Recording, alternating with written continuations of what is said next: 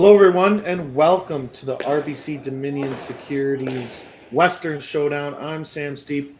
In the production truck, James Gordon. I'm solo commentating this game as we have Team Cooey versus Team Brent Pierce. Brent Pierce being the Cinderella story so far this game, or this event, skipping third Matthew Blandford, second Cody Johnson, and lead Nicholas. Playing, obviously, a Kevin Cooey team who's on a downward spiral, looking to make this event a win. Kevin Cooey skip, Aaron Sachinsky third, Tyler Tardy second, and Kark Martin lead. They stole in the extra to beat in the quarterfinal this morning. Kevin Cooey did. Where Brent Pierce took 2 in the 8th to beat Mike McEwen in their quarterfinal.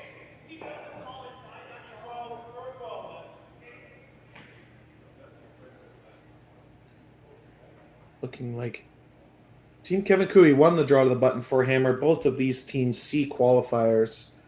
So they had to draw the button to see who got Hammer, and Kevin Cooey starts.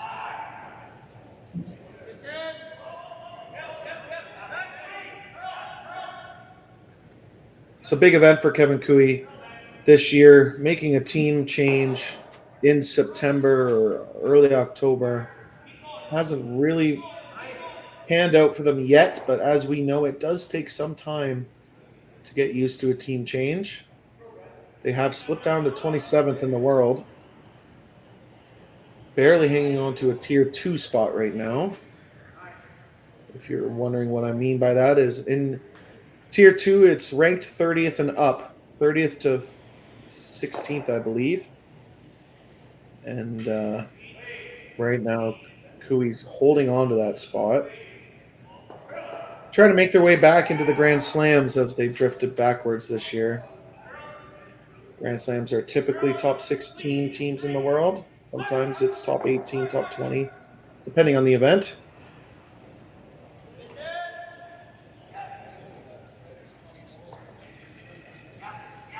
As we have some on-ice watchers, those bleachers were packed this weekend. This is a Monday. Most people do work on Mondays, so didn't expect it to be full. But some people braving the cold out on sheet 1 in this men's semifinal.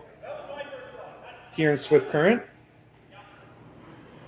as we watch both teams trade hits, looking like both teams are okay with the blank in this first end. In our other men's semifinal, we have Matt Dunstone versus Brad Jacobs.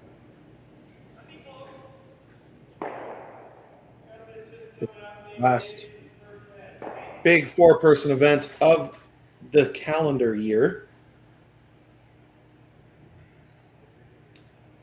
And Team Brent Pierce, they call them a Cinderella story, currently ranked 56th in the world. 63 points total. They're going to add at least. They're going to be moving up in the ranks. They're going to be pretty close to 40th in the world, even if they lose this game in the semifinal. Team out of BC.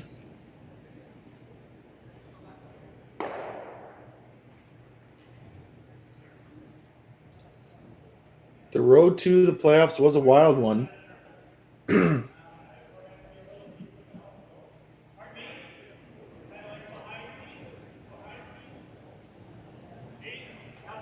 Defeating Kelly Knapp in their first game. Beating Brad Gushu in their second game. Losing 8-6 to Rylan Kleider in the A semifinal. But bouncing back, beating Reed Carruthers. Then dropping to Brad Jacobs in the B final. Then beating Kelly Knapp again in the C final to qualify for playoffs. And then obviously the upset win over Mike McEwen in the quarterfinal. They are playing well. I was told this morning that they are playing with lots of rocks in play and playing with no fear. Now this end isn't adding up to that, but I'm sure they'll get into it more in the second. Just getting their feet wet.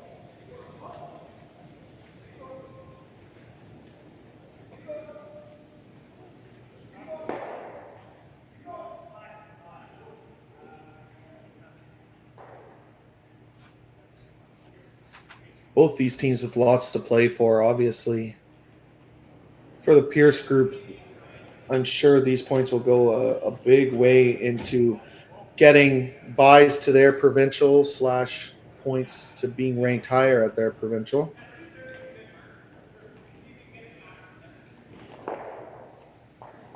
I already discussed Kevin Cooey's slipping back, looking to climb back into that Grand Slam rankings.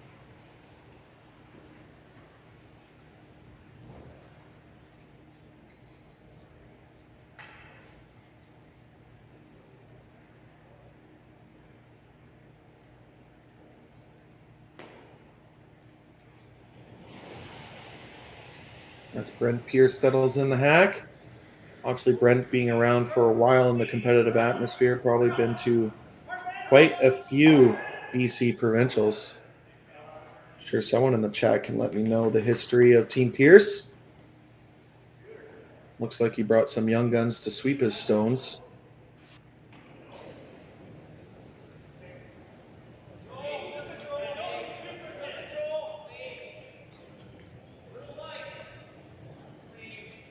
Thank you, Mark. Team Pierce already qualifying for the provincials in Langley, BC in the new year, looking to punch their ticket to the Brier. Kevin Cooey will be looking to do the same thing, as they obviously don't have a wild card spot. They will have to win their Alberta provincial.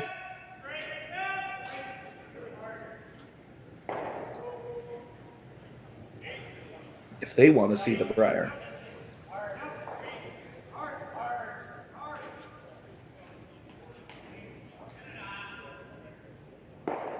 Little panic early on that hit and stick, but good sweeping by Carrick Martin to stick around, make sure that Team Pierce doesn't get a free draw to paint.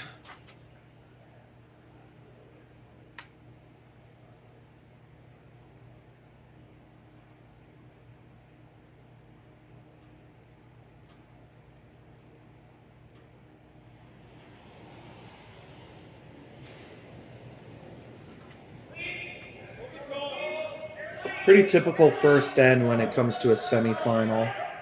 Both teams trying to get their feet wet, though this rock does need to move to stick around, and it does. No mistake. By Brent Pierce. And now Kevin Cooey has a blank attempt to keep hammer going into the second. Needs to make this rock disappear.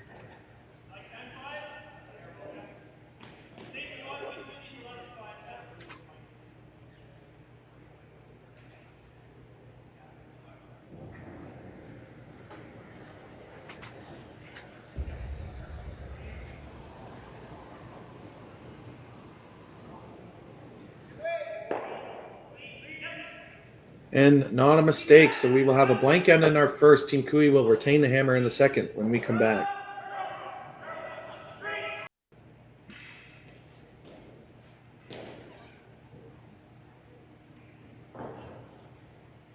Welcome back to the RBC Dominion's Western Showdown.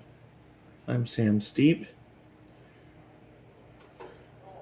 Here in the second end, Team Cooey blanking the first, keeping hammer in the second. Brent Pierce's first team stone slides to the back 8 foot by Nicholas Umbach. Now looking for a center guard.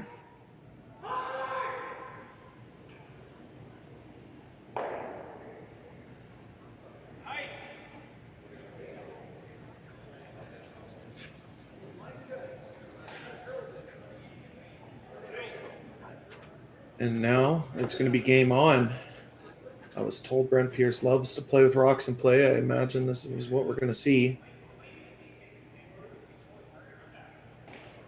The world rankings get updated, I believe, every Tuesday night. Could be Wednesday morning. To answer your question in the chat, if you have any more questions, please. I'm commentating alone, so you can help commentate with me. Also, like and subscribe to Curling Zone and Curling Stadium, putting on all of these live streams all week long. I say week because it's Thursday to Monday. It's basically a whole week event. Tried to put commentary on as many streams as possible and give you guys as much entertainment as possible. I think Curling Stadium and Curling Zone has done a great job. There also is a 24/7 channel. If you ever get bored or you can't sleep in the middle of the night, you can bring up the 24/7 live stream channel and watch as many games as you want. Learn as much as you want as well. These games that are being streamed are teams best in the world. So please like, comment, subscribe, show support to Curling Stadium so we can put on more of these events on YouTube.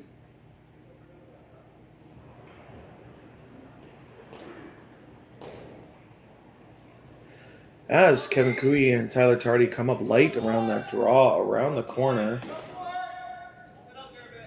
I believe that was Carrick Martin coming up late.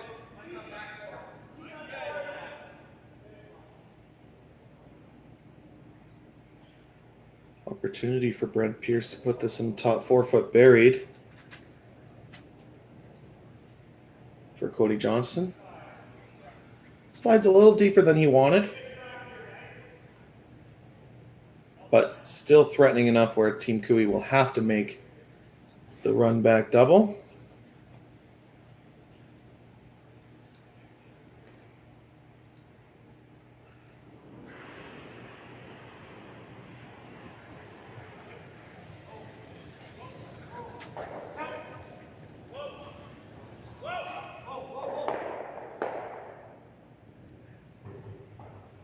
Yeah.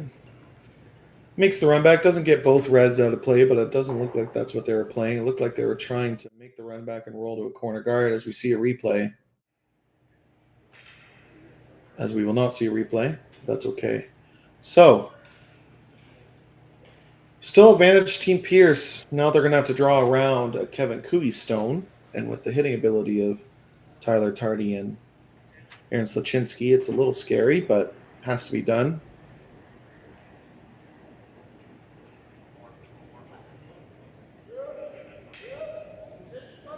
Yeah, I believe Megan is right. I do believe the updates to points after events come in on Wednesday. Usually pretty early on the Wednesday.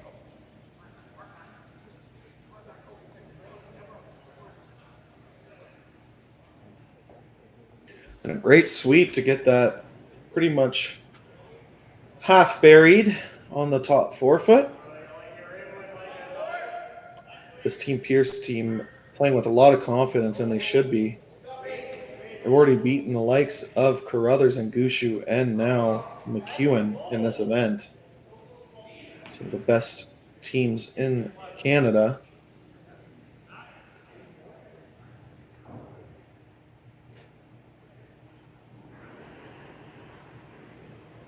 Team Cooey chasing a little bit this end. Needing a good one from Tyler.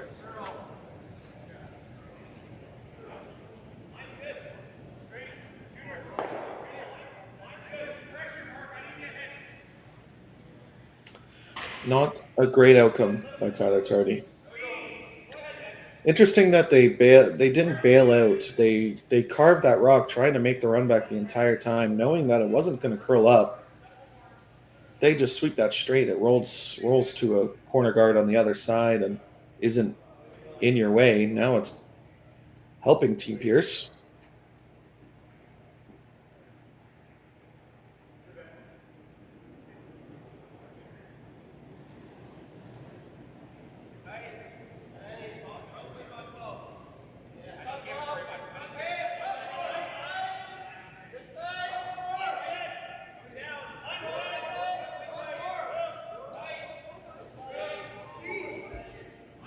And if I was a betting man, I would say that this is what Team Pierce has been doing to the top teams in Canada this week. Just boxing them out, putting their guards in good spots.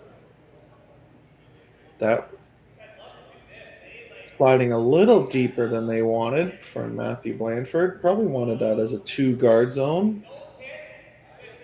Deep enough to where Kevin Cooey should be able to make a run. Might get to tap their yellow on the side into the rings as well. It'll be close.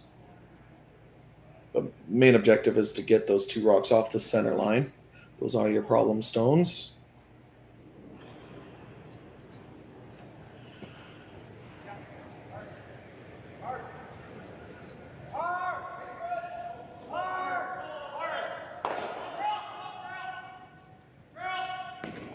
Doesn't get either. Doesn't tap the yellow in the rings and doesn't make the run back. And it's starting to get messy here for Team Cooey.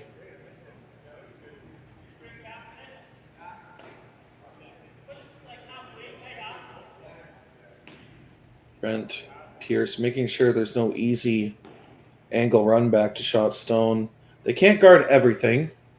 Obviously want to guard the port is the first call. If you can guard the port and take away the yellow run back on the right side of your screen, that would be bonus points. Wanting this guard to be a little bit higher than his last one. For Matthew.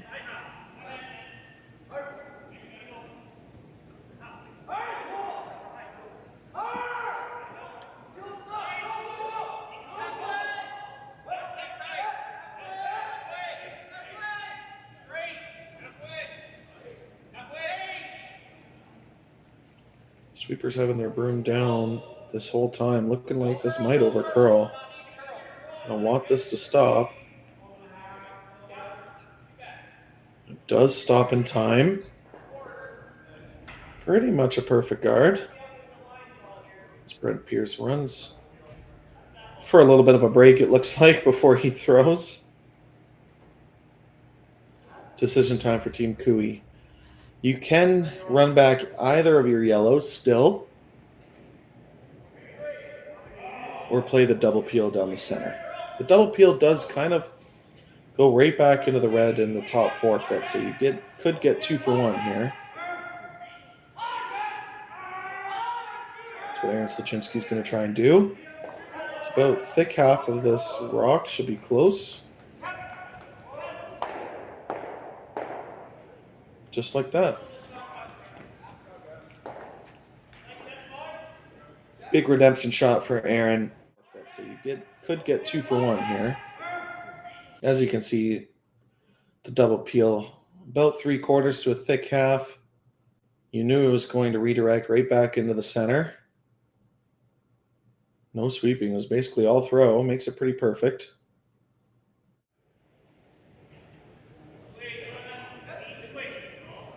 Now, a little bit of TV timeout right now, maybe, as Brent Pierce is not back yet from whatever he's doing. Probably saying hi to family and friends.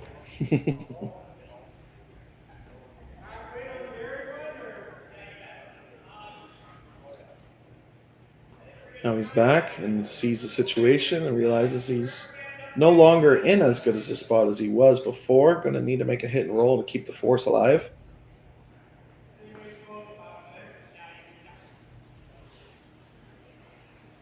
Team Dunstone takes 2 in the first to go up 2-0 over Brad Jacobs.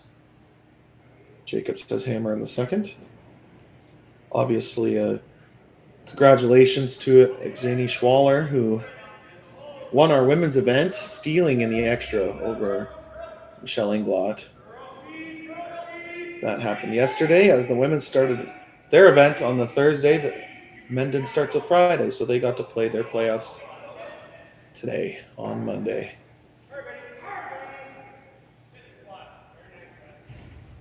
I know most of our viewers are multitasking as they are working and watching curling at the same time. I'll try not to tell your bosses.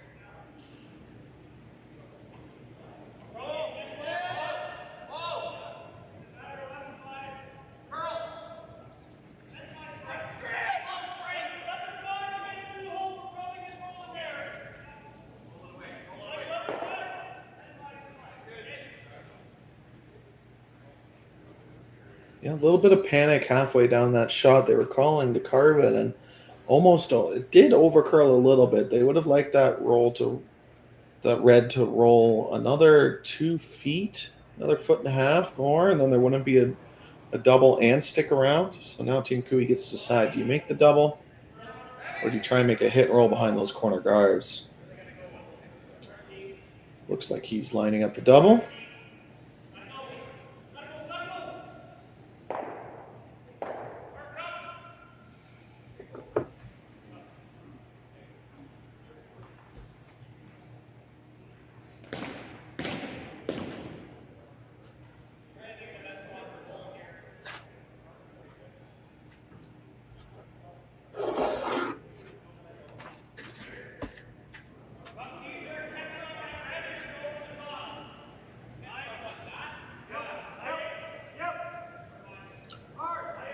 Looking for hit this red one about 3/4 to make the double.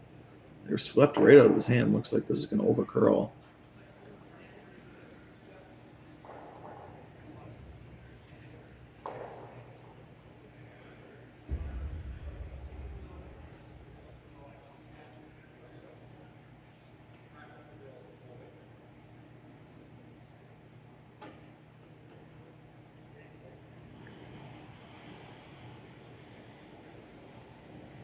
Now decision time for Brent Pierce.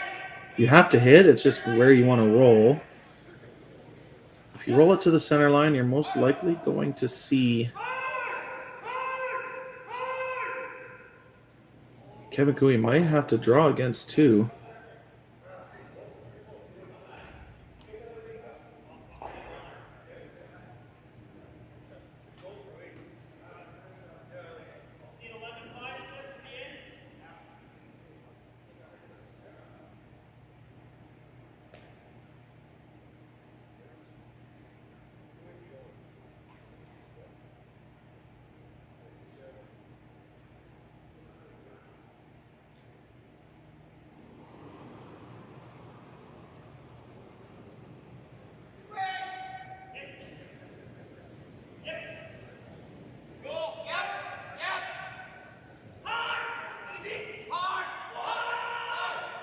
Team Pierce looking for the hit and roll.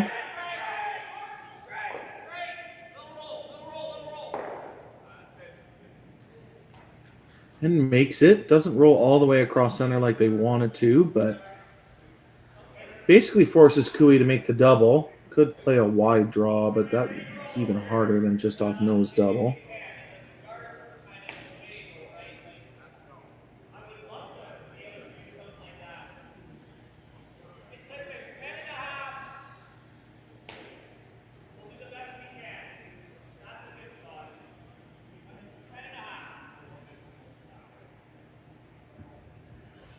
Kevin Cooey's last rock here in the second, looking for just off nose to score his 1. Anything else will be a steal for Team Brent Pierce. Team Pierce controlling this end from start to finish.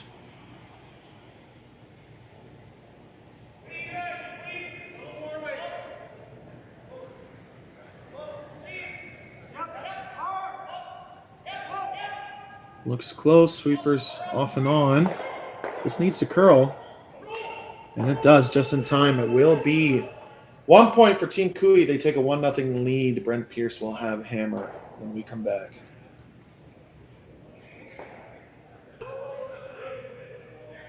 Welcome back, everyone, to Swift Current. Here we are in the third end. Team Pierce has hammer after a good force to 1 in the second.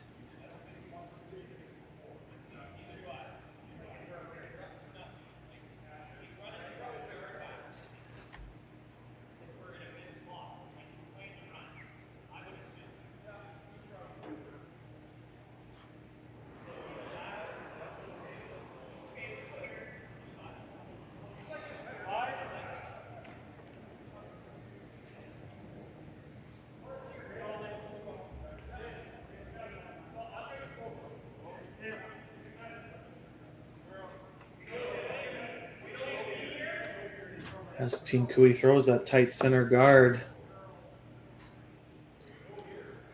Nicholas makes no mistake by putting his rock in the top 4 foot in a perfect position.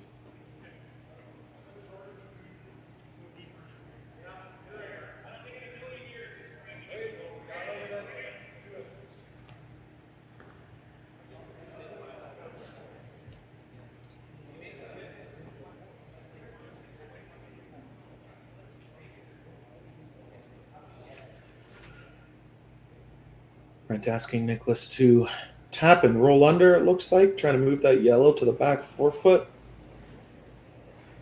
Even if you just angle freeze, you put yourself in a pretty good spot.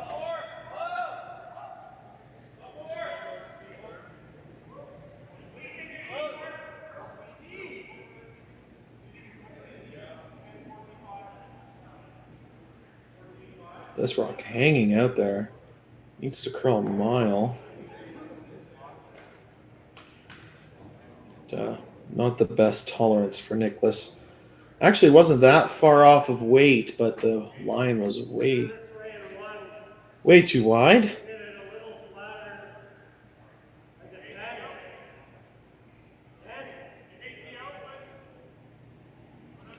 Certainly a good chance for Cooey to draw into a pocket here.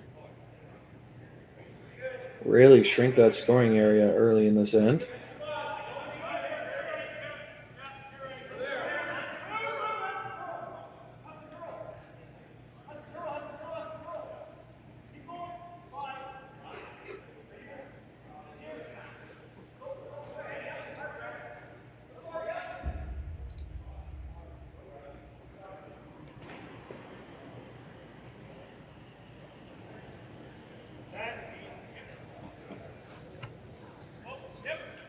Deciding to hit and roll other than drawing, which is, I mean, you're up 1 without.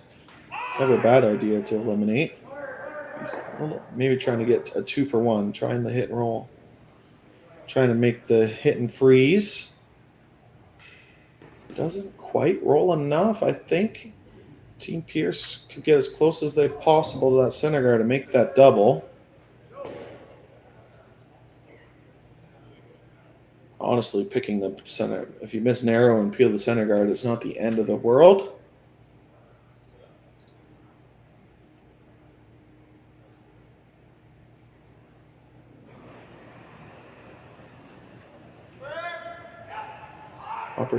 Opportunity for Cody here.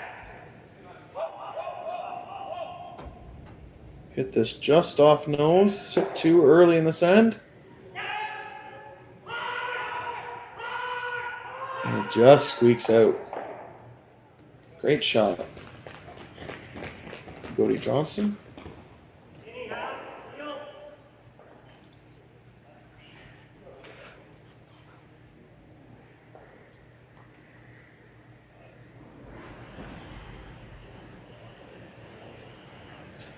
Chance for Tyler Tardy to make the double right back.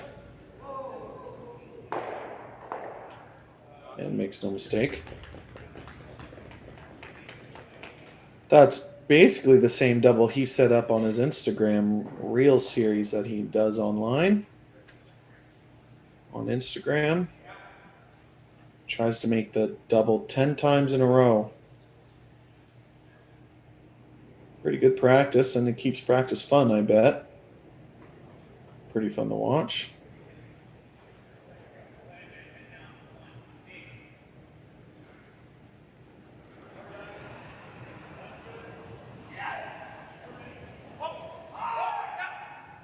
Team Pierce deciding not to chase. They could have made a hack waiter. Looking to get both of these yellows to disappear. Doesn't quite roll out for Cody.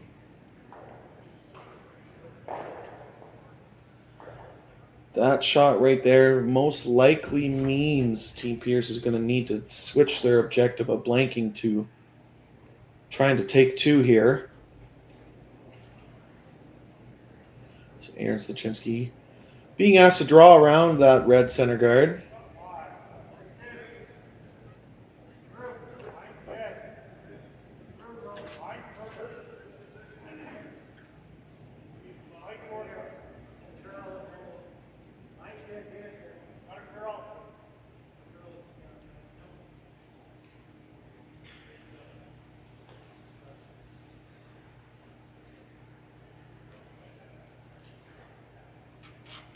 Pretty perfect for Aaron. Pretty much buried.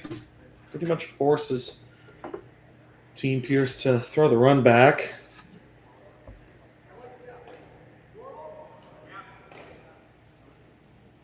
You would like to dead nose it so both Reds. Red stays in the rings and stays behind cover.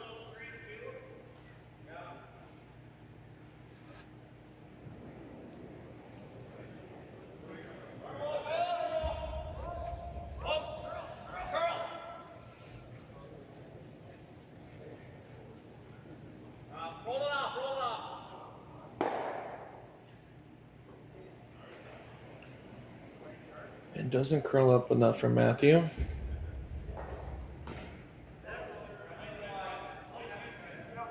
Just like the second end was looking good for Team Cooey, or for Team Pierce to force, this end is looking quite well for Team Cooey to force. Aaron being asked to replace the center guard, and it's going to be their Team Kevin Cooey's color now. Makes the run back less dangerous.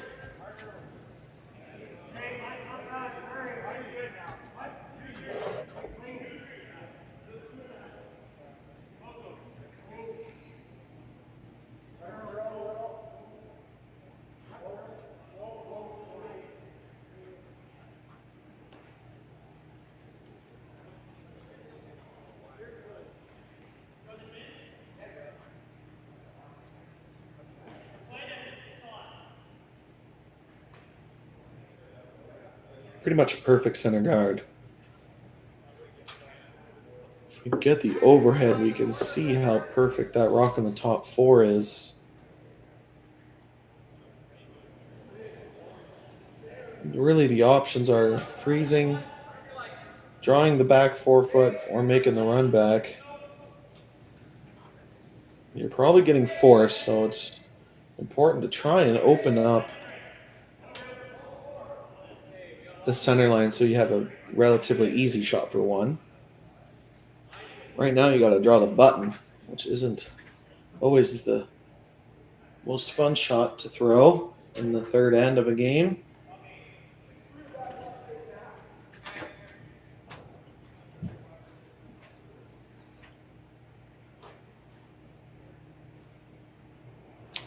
Looks like they're going to try and throw Hackway through the hole. It'd be a really great shot if this is made for Matthew. Straight out of his hand.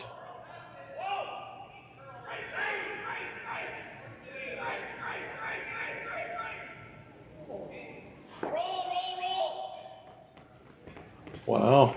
We'll have to see a replay of that. I don't know if it wicked that guard or it got perfectly through. Great sweeping. The line was close the entire time, calling to carve, then calling straight right at the end, see if they get through. And they did. Great sweeping. Great shot by Matthew. Blanford. No option but for Kevin to throw his out turn that he loves to throw through this hole.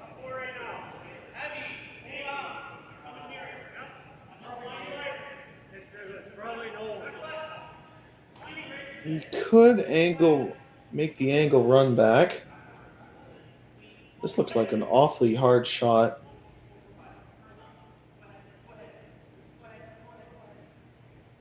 The intern looked, not saying it was easier, it was a great shot and it was hard to make for Matthew, but the way it curled, it was a little bit of an easier shot. It kind of glided through the hole, where this out turn, it's going the opposite way. It's a much harder line call shot.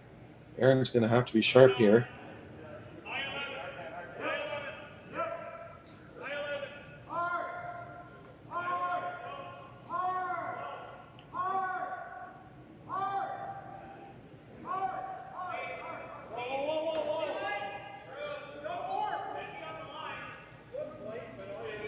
Well, a little bit of caster's curse.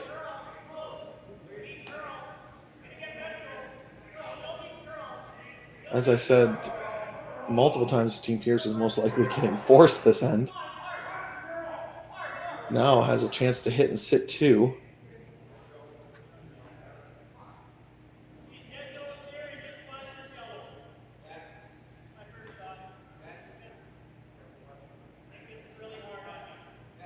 Team Pierce deciding what's the best place to roll. If you hit and roll to the 8 foot, you're probably leaving a crosshouse double to get forced.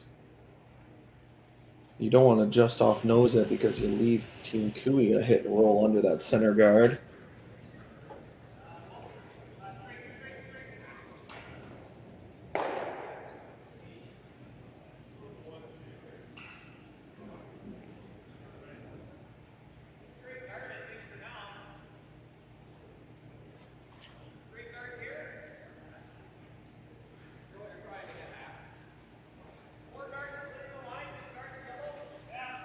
Perfect place to roll would be just biting the edge of the 4 foot.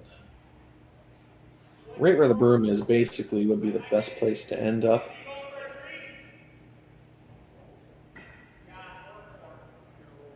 Basically leaves no double and forces Cooey to make a pretty much perfect hit and roll to try and get their force.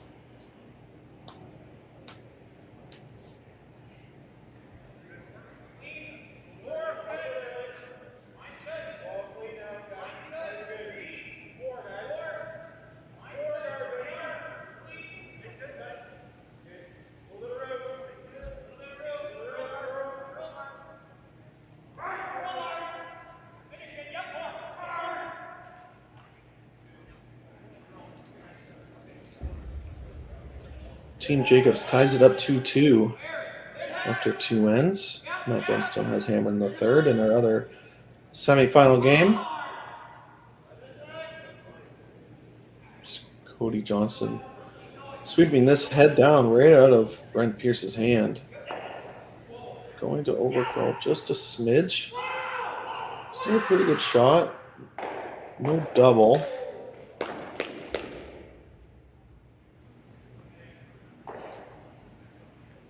As Aaron Slachinsky just pointed out, those are his two options. You can hit and freeze, or you can hit and roll behind the yellow guard.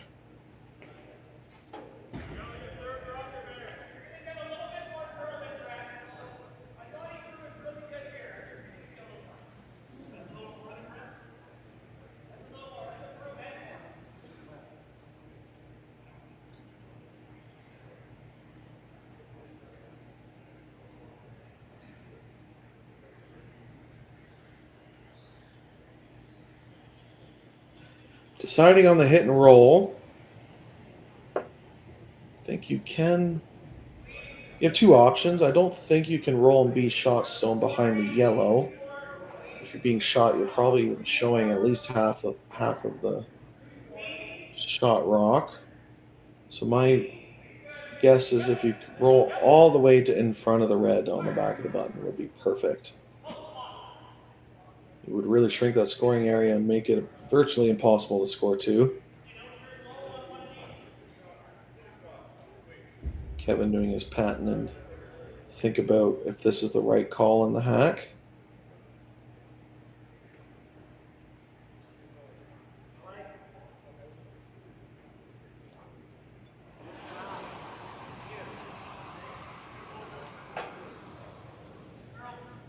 He's convinced. Looking for the hit and roll, hit and freeze to try and get his team out of this end by only giving up one. Pretty precise shot.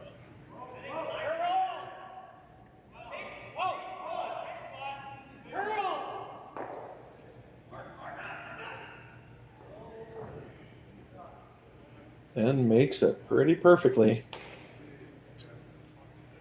It is shot stone. And with that center guard blocking the draw tap for two, Brent Pierce is going to be forced to one.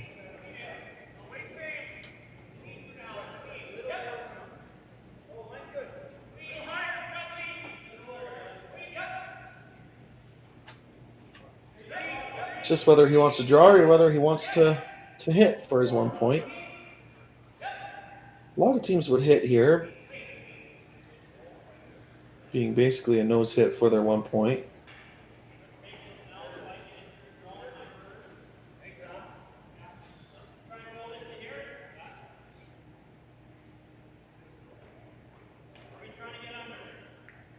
Brent deciding he likes the draw, needs at least half of the button for his 1 point here in the third.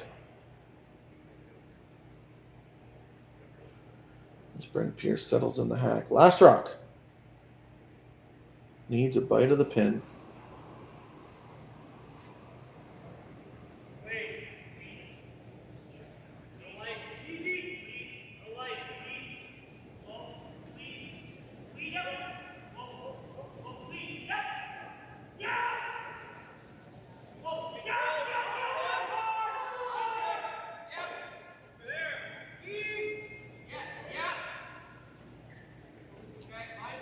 Sweepers had brooms down right out of his hand.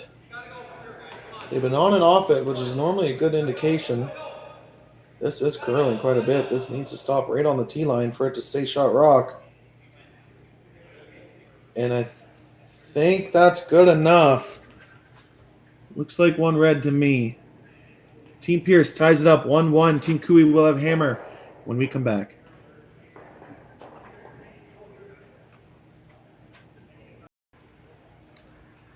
Welcome back, everyone, here at Swift Current at the RBC Dominion Securities Western Showdown. My name is Sam Steep.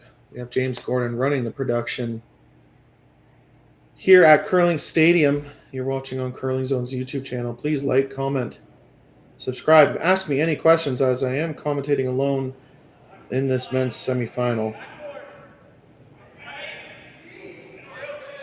Team Cooey has hammer. Tied in the fourth.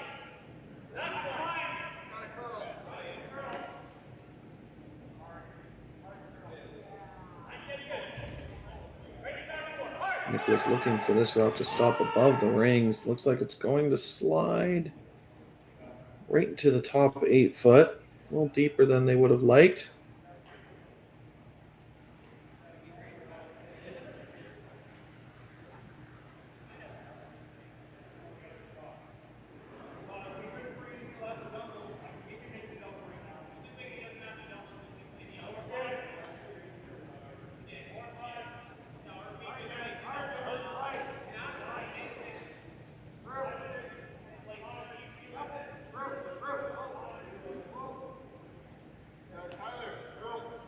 Kark Martin looking to draw around the corner guard he just threw up.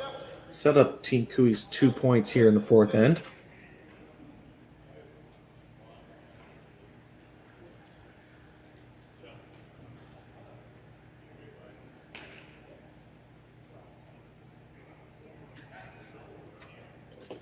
And this is decision time. We've seen teams like John Epping and Mike McEwen throw the backline, hack, wait, chase around the rock that's buried and try to eliminate it and sit 3. We've also seen teams throw the center guard as Brent Pierce is doing right now. It's a very interesting strategy with the 5 rock rule. The 5th stone at the end is many teams play it differently. And that's the fun part of our sport.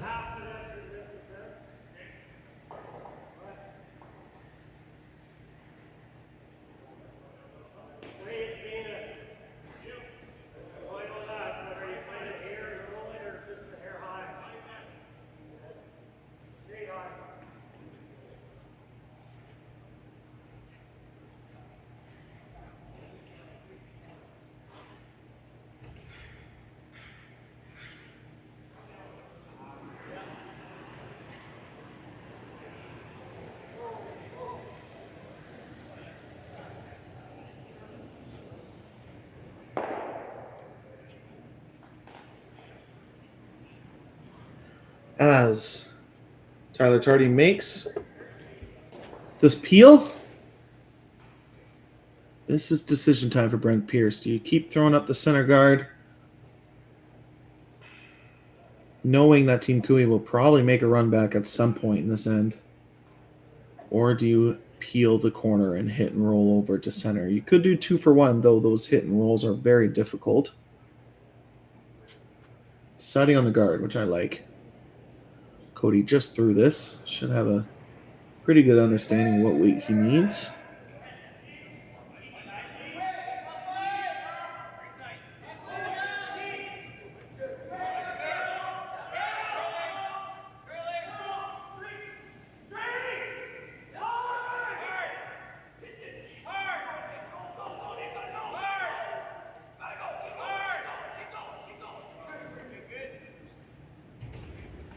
And perfectly placed stone. By Cody Johnston. With Aaron Slachinski's hitting ability, I imagine, and Tyler Tardy's, I imagine at least one run back will be made.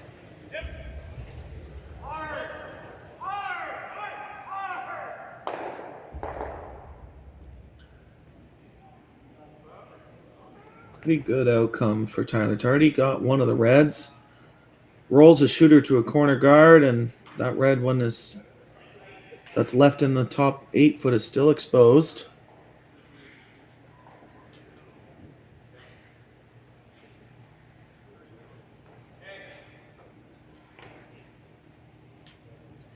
Pretty much no choice but to throw the center guard up.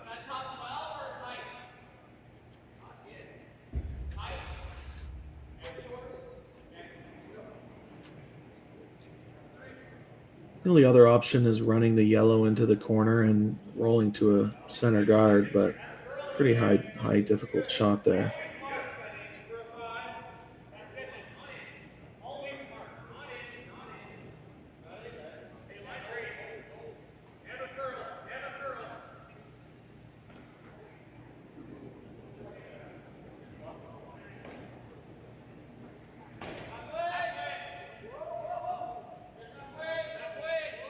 Looking for a center guard just off the center line to guard the current shot zone.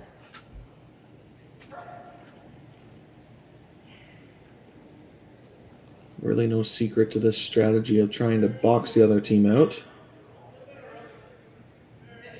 Needs this to sit. It does. It's pretty much a perfect center guard. Pretty hard to run it back.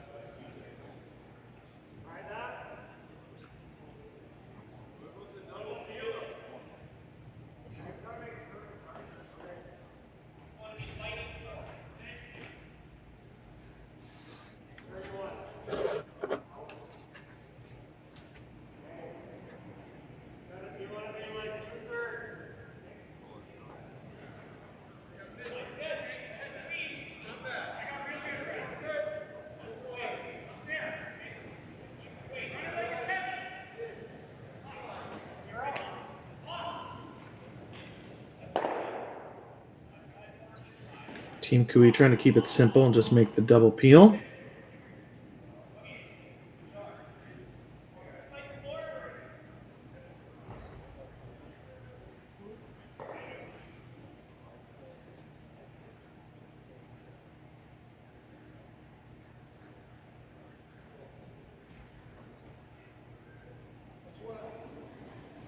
Now, Team Pierce are discussing their options. Just similar to 4 or 5 rocks ago, they either could make the run back and roll to center or throw the center guard. And Brent Pierce deciding to talk with his teammates about it. Doesn't surprise they need to have a little bit of a meeting with this. It's only 2 options, and Matthew just threw the center guard. Can't be scared of monsters under the bed. You understand that Kevin Cooey is a great hitting team, but Matthew just threw the center guard. It'd be hard for me not to call the center guard again. But that's why I'm sitting in the chair and they're on the ice.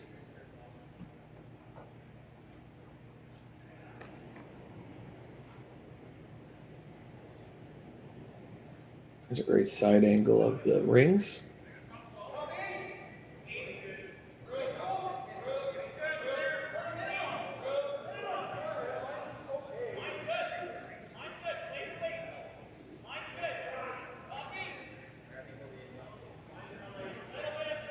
Now the team of twos now joins a third player, waiting for all four of them to start talking about this.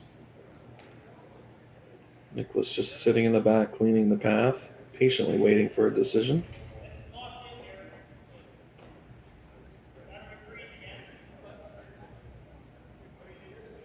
Pretty interesting to talk about this as long as they are.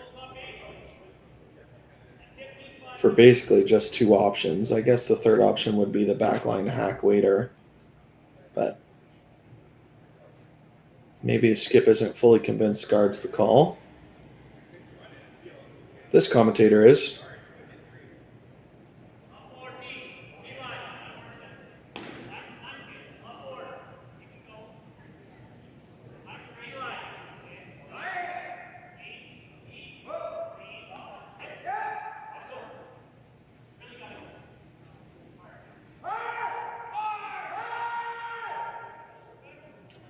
Nick is usually quiet. Thanks, Mark Johnson. Easy enough. T. Pierce deciding against me, deciding to play the run back. You can get two birds with one stone. You can make the run back and roll to the center line. Would be a pretty great outcome for them.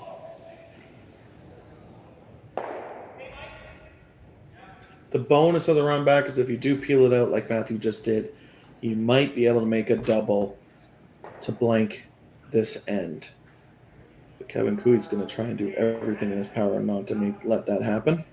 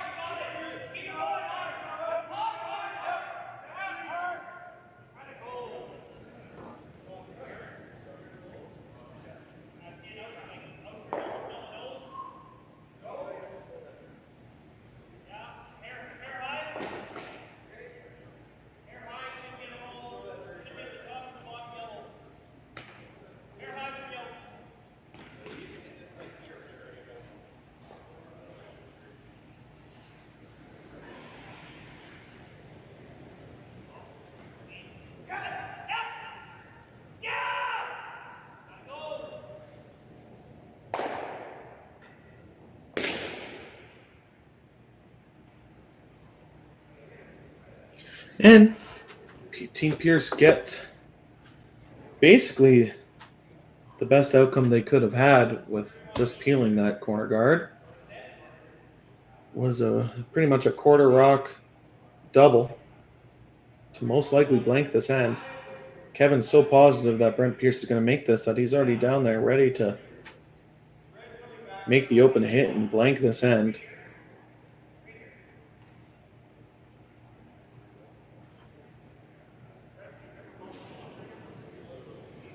Brent needs it out of the quarter of the rock, not.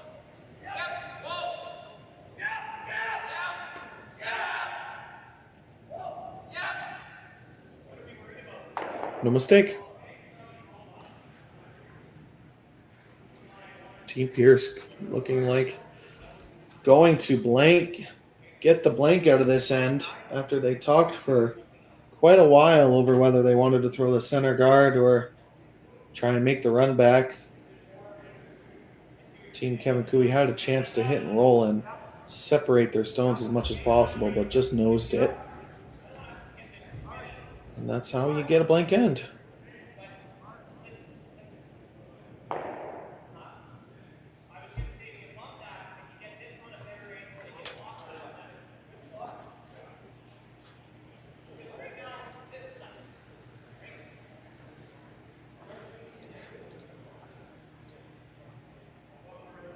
Team Jacob steals one in the third, goes up 3-2 over Team Dunstone after 3 ends of play.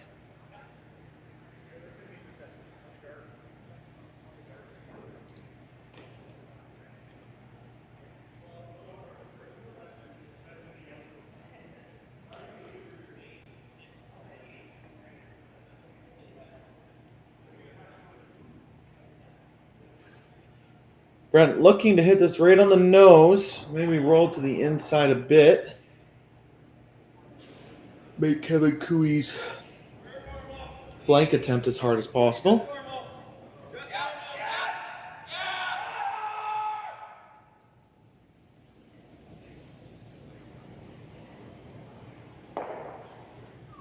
Oh, that rock curled. Lucky to make contact with some good sweeping. And now Kevin Cooey just gets to throw it through the rings here in the fourth end.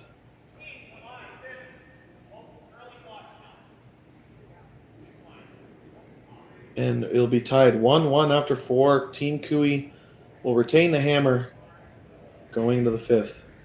We'll be right back after these short commercial break.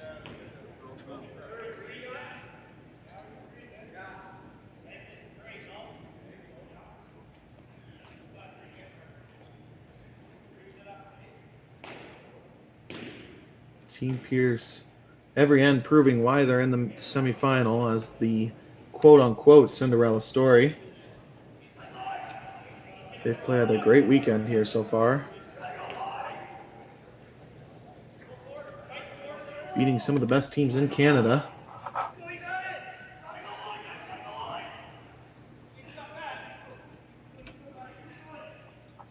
Cooey looking to rewrite his season, dropping back to 27th in the world, looking to move upwards back into that Grand Slam spot. If Team Cooey wants to make the Brier this year, it will have to be by winning the Alberta Provincials. They are not in contention for the wildcard spot, for the last wildcard spot.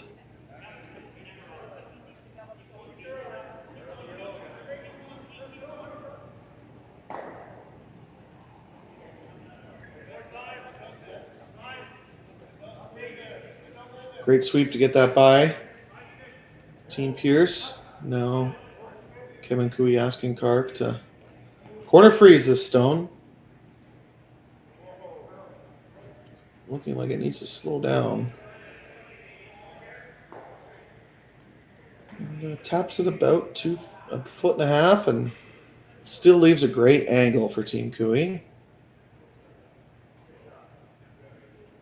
Brent Pierce looking to see how he can shrink the scoring area. Really important to keep the correct angles against a team that is so good at hitting like Kevin Cooey.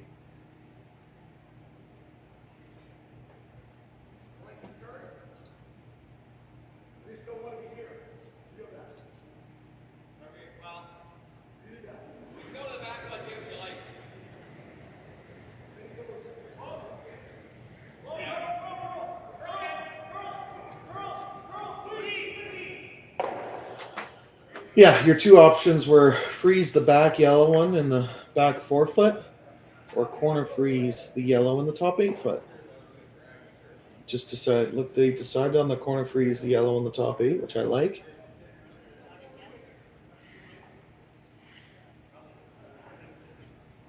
You bounce. It's all angles, really. So if you bounce off, if you tap that yellow just a little bit, not that big of a deal, as long as you're on the inside half of it. Cannot miss this wide. Needs to cross the face here of the rock in the top 8 foot. Love to basically split center line.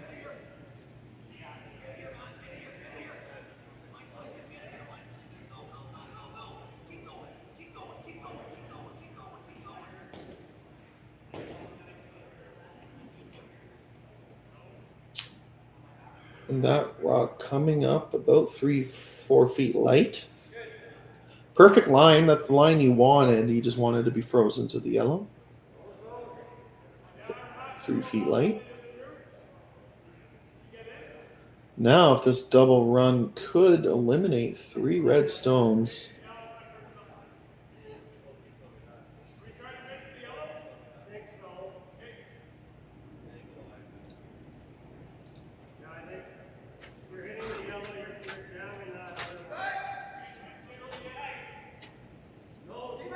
There is a little risk to it. Maybe that's why Kevin was talking about it a little bit, was the fact that if you do hit it too thin, you could jam and leave 2 Piercy stones on the center line.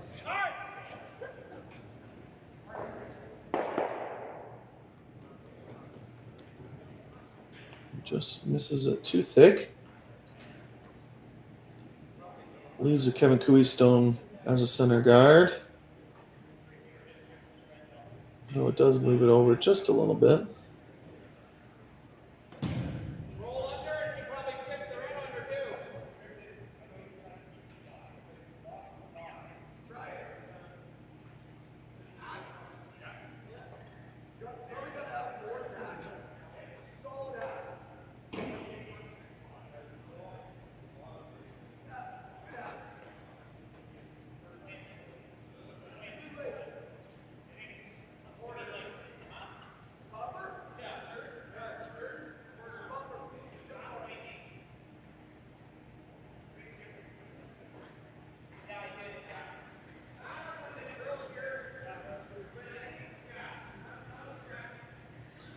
And now, Team Piercy deciding to hit and roll, not loving the angles on the front. They could guard, but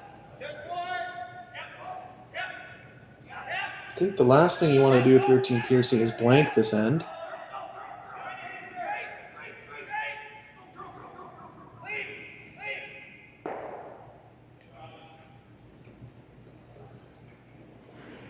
It's a pretty good hit and roll. Does leave an opportunity for Team Cooey to hit and sit too if they wanted to.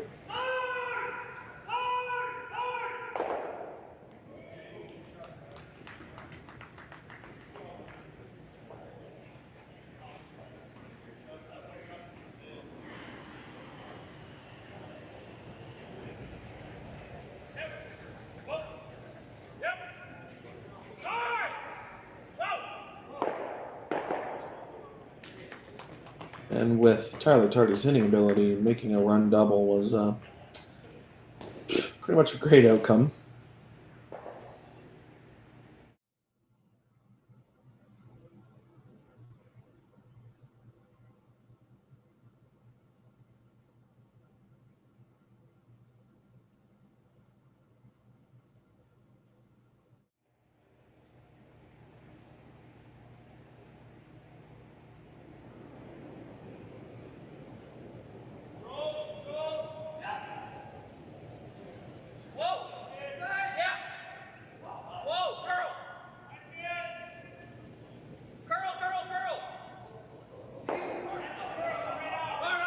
Brent Pierce looking to hit and roll behind that center guard by Matthew Blandford.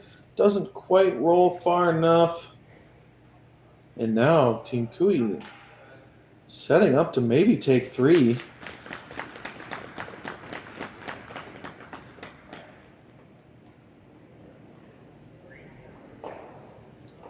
Wendy McKay asking, is Pierce a Tier 2 team that is knocking on the door, so to speak?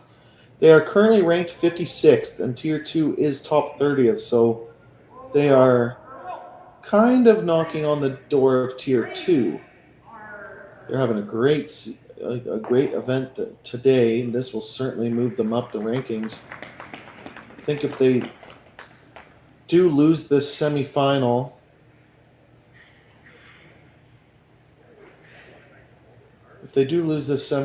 they'll probably move up to around 40th in the world.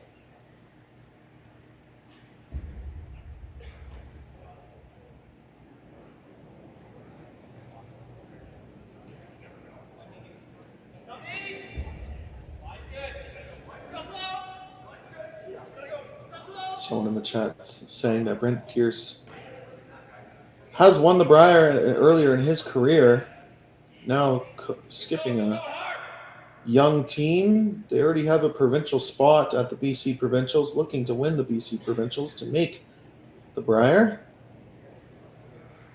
But Matthew Blandford missing light on that freeze attempt, and now Team Pierce is in a decent amount of trouble.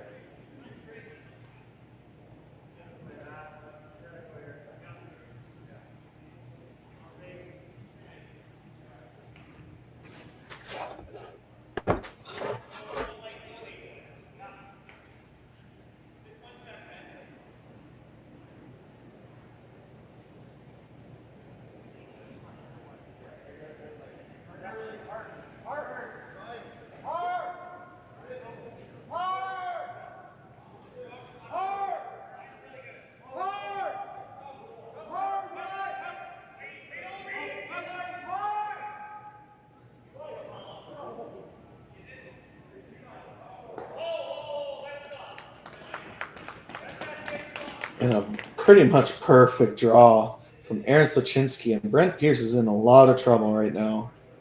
Might give up 3 or 4. Those yellows in the top 4 foot basically placed perfectly.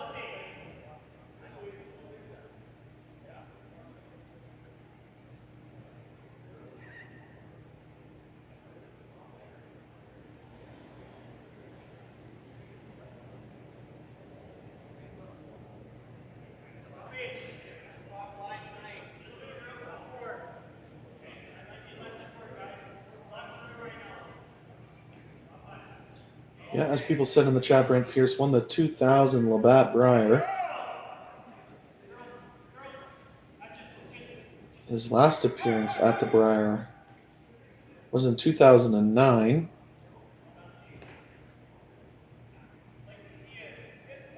Looking to make the road back to the Brier this year.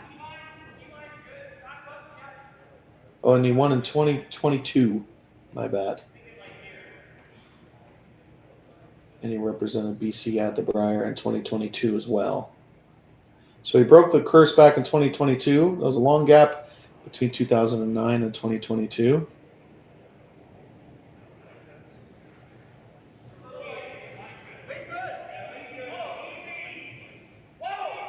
But back to focusing on this end, in a lot of trouble.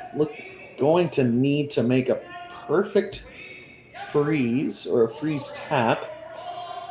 Try and set up a shot to where he can force Cooey to only score 2.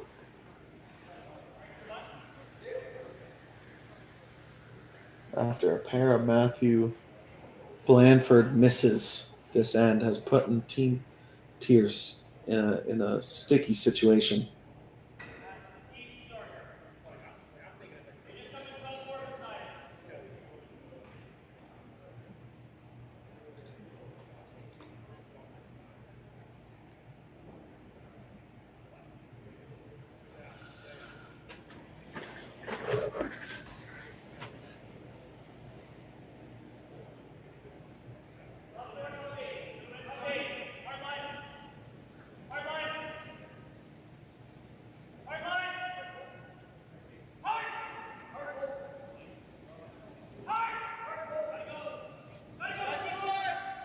Brent Pierce looking for a corner freeze to shrink that scoring area. Right now, Team Cooey set up for a multiple score here in the 5th. On this line, they can't bounce.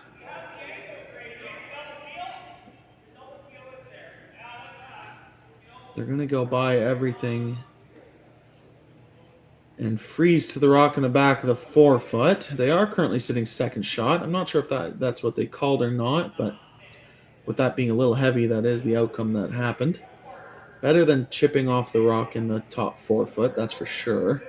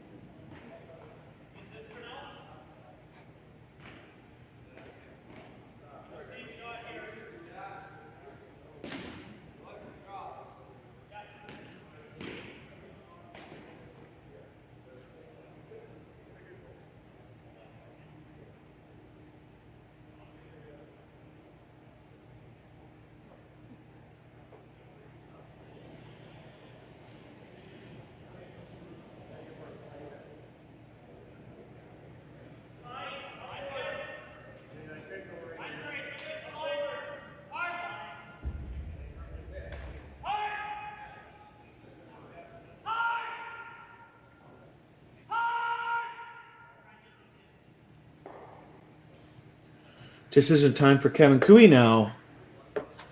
Looking like they're playing the backline hack weight tap to sit 3 is my guess. They're basically secured 1 point unless Kevin Cooey throws a 0 this end.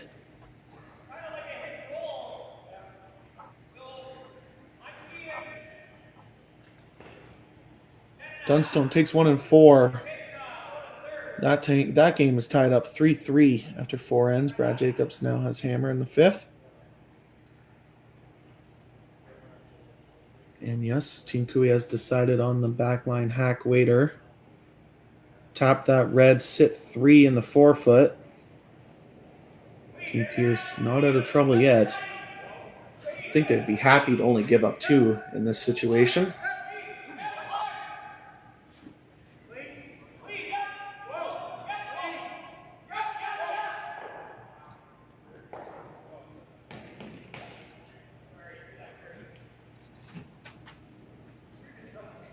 As Kevin settles in.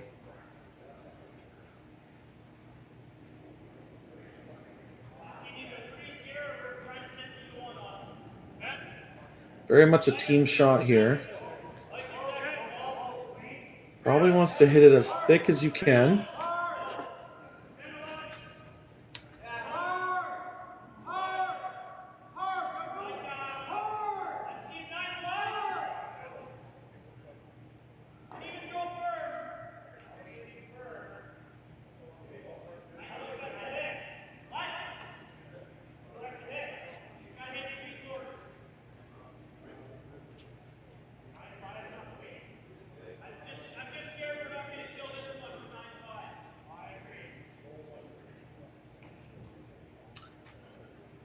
And doesn't make it. And maybe the miss Brent Pierce needed to get out of this end. They're talking about it, but I think there's no option other than to corner freeze the yellow shot stone. Is Team Cooey talking about that miss?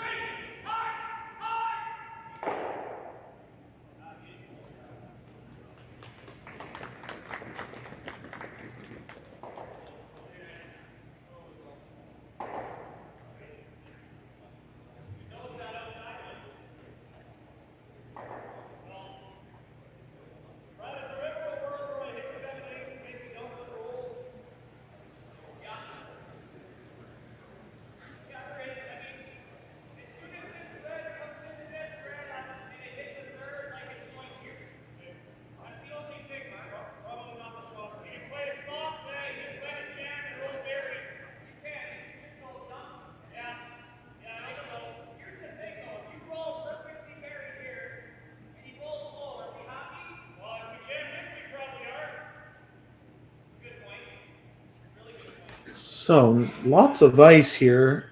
I think they're deciding to freeze to their back red one. Maybe the safer play. If you try to corner freeze that yellow on the top of the button, you might bounce off and leave a double for 4 or 5 and basically the win.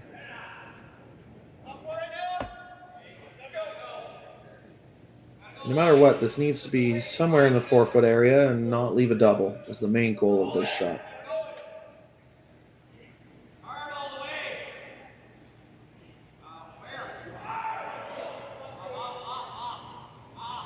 Oh, and this is coming up light.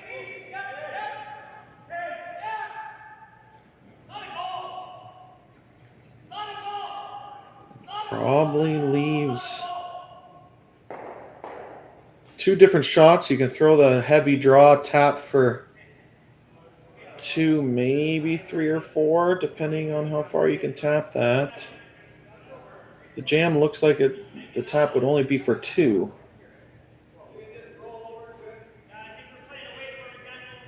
They're going to get Tyler's young eyes in here to see if there's enough space for 3 or 4 by just playing the tap.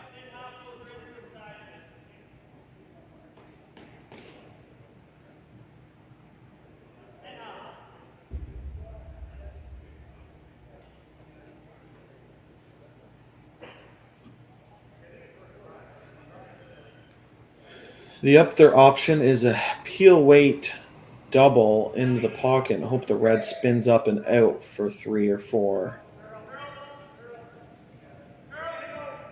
I don't know if there's enough space to tap that red back far enough to score 3 or 4. And that's what the team's discussing. Actually, it's interesting. Team Cooey would probably not feel awesome about only taking 2 after how the end looked for most of this end.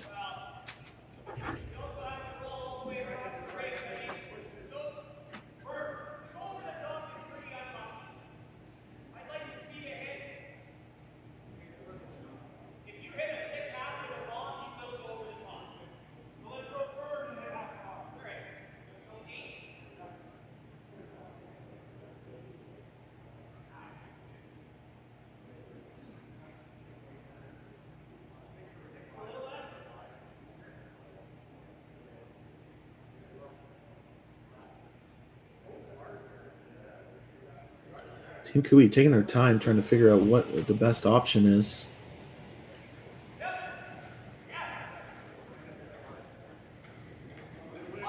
Does Kevin not understand this is last rock? Yes, surely he does. I don't know why he was tapping the top 4 foot there. Looks like they're deciding on tapping the red, trying to score more than 2. Looks like they might need to get across the face. It'll be awfully close. Obviously, pretty hard to not score at least 2. You could miss this pretty wide and in off your own yellow and score 2. Kevin Cooey. Last rock here in the 5th. Looking for a tap for 3 or 4. And to open this game up.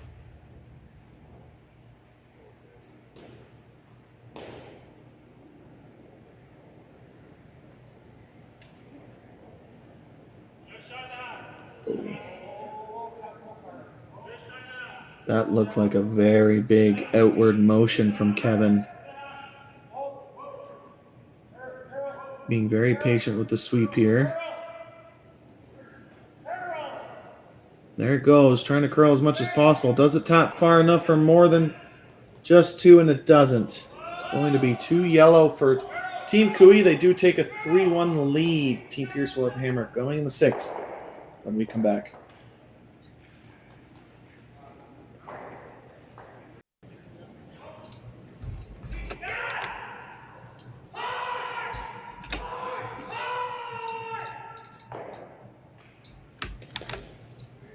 Welcome back, everyone, to the RBC Dominion Securities Western Showdown. My name is Sam Steep.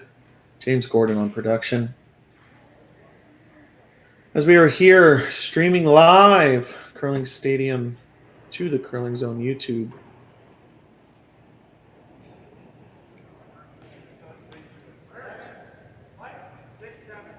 Team Cooey takes a big 2 points in the 5th end.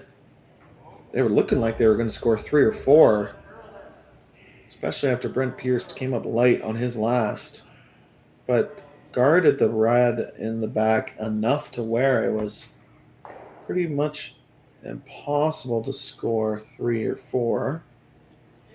Team Cooey maybe feels they scored 2. They should be happy. They're up 3-1, but missed opportunity to really open up the game.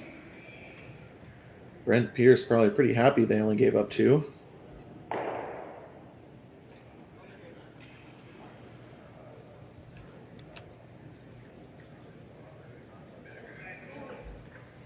Pretty close.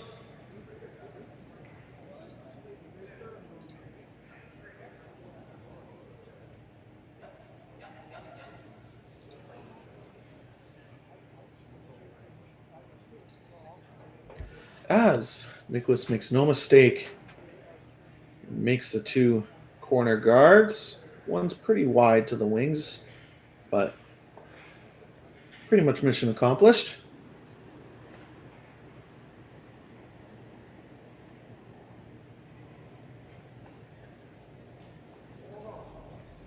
Just keeping up with the chat. It is nice to see what I consider tier 3 teams. And what I mean by that is anyone ranked 30th and higher, which currently Brent Pierce is, playing up against these top-level competitive teams in Tier 1. They've already beaten Gushu and McEwen this week, and Reed Carruthers. I know I've mentioned it a few times, but it's a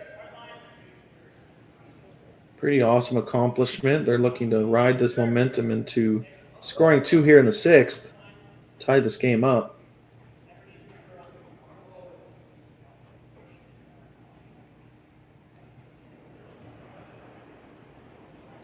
Both number of teams making changes midway through the season.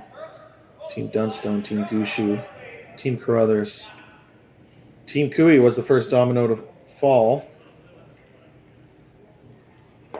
releasing Jacques Gauthier early in the season, only after 2 or 3 events. Picking up Aaron Slaczynski. Hasn't been the best transition for Team Cooey yet. Dropping down to 27th in the world and still in a tier 2 spot, but not in that Grand Slam standings yet. Looking to find their groove here by making a final. They're put themselves in a pretty good spot, up 3-1 after 5. I'm sure Team PC has a lot to say about that, though.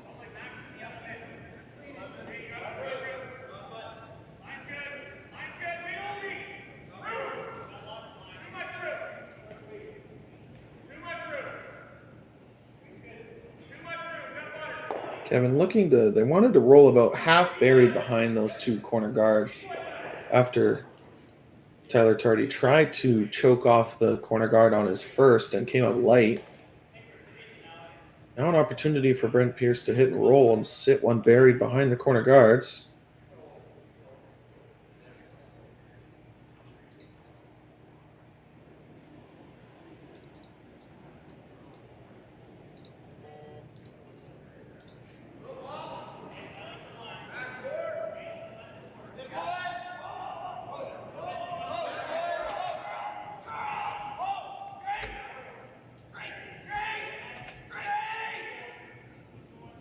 They don't want to roll this too far or it'll be a pretty short yellow run back. They're trying to just roll it behind the yellow, and that does over curl for Team Pierce and does stick around on the edge of the 12-foot.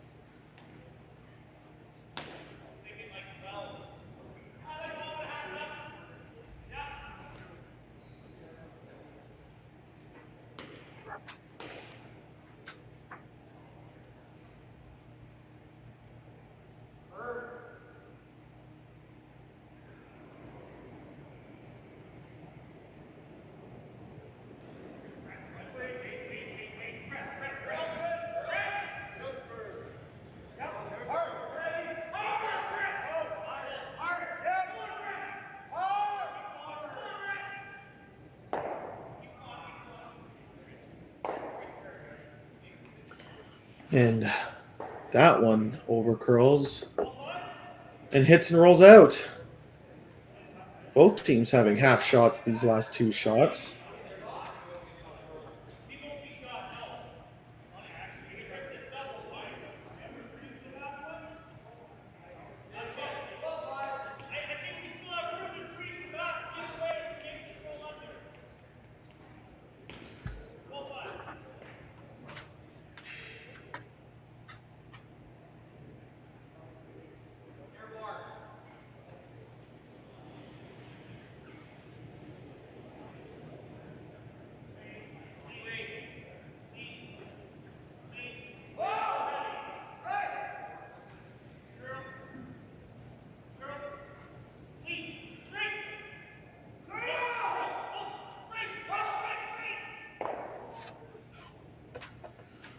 Now, Team Pierce deciding to do this wide draw, which if you're sitting at home and you're like, in league, I would never draw around these corner guards this wide. It just goes to show how awesome the ice conditions here are at Swift Current.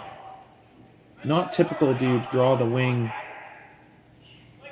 And for it to be a better path, though, this is going to overcurl for Team Pierce. But usually in most clubs, that path gets super frosty and it's much, much slower. But here at Swift Current, it was not slow. It just overcurled. And now Team Kui has a decision. You could double peel and roll to the center or draw a top 8 foot. This is Vice's Aaron Slachinsky's last rock at the end, so I don't hate the draw.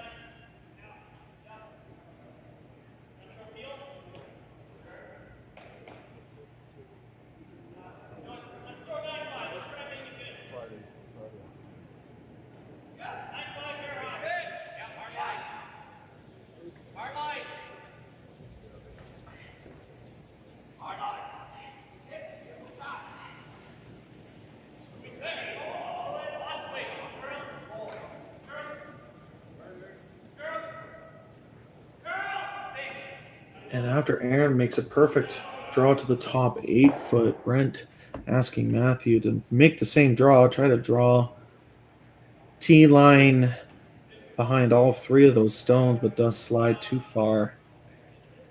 It'd be very difficult to bring that rock into play. Right now there is a double, so we could. The safe call would be to hit or freeze that red in the back 12, as Aaron is suggesting.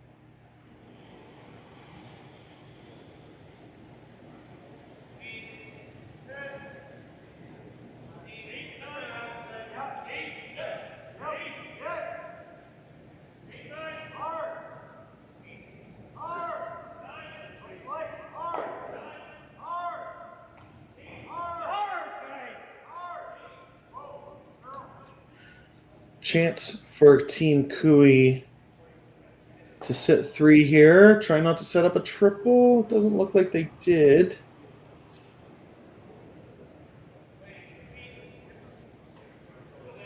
Oh, it leaves a stagger. Brent Pierce can hit and roll here behind those yellows and sit 1 buried in the edge of the 4 foot. Could bring 3 into play if Kevin just throws a hit and flashes. We'll have a double for 3 if that happens.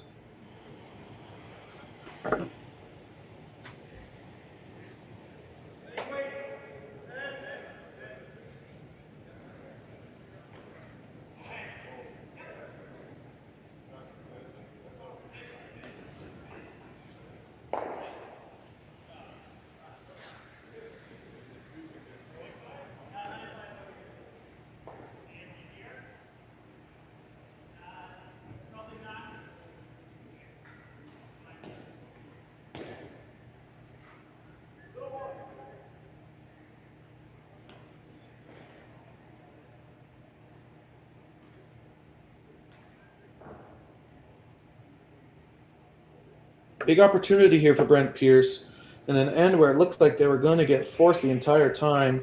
If he makes a perfect hit and roll to the edge of the forefoot behind those yellow staggers,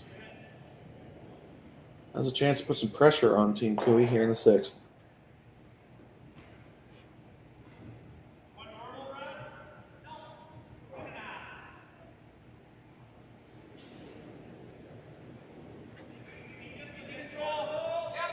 All game for Team Pierce, this hit and roll has over curled on them.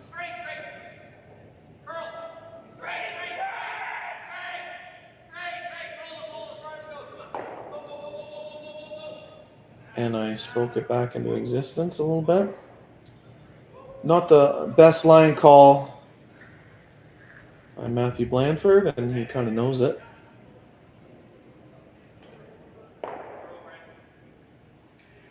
And already said sorry.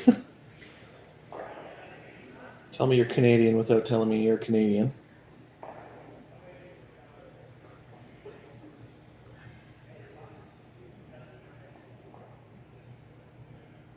And just like that, a chance for Kevin Cooey to hit and roll to behind the staggered and make Team Piercy draw the button against 3.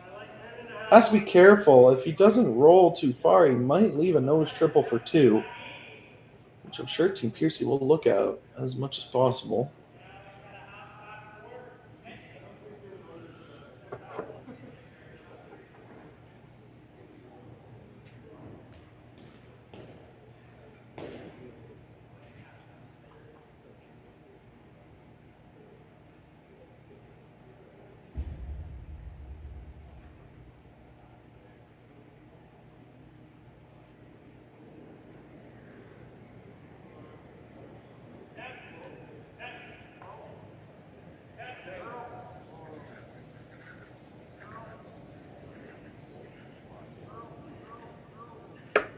Looking for this rock to curl. So far, it's just on nose. It makes the double, so obviously Team Piercy not going to overcomplicate this. Nose hit for 1. Pretty much must make. Here in the 6th end.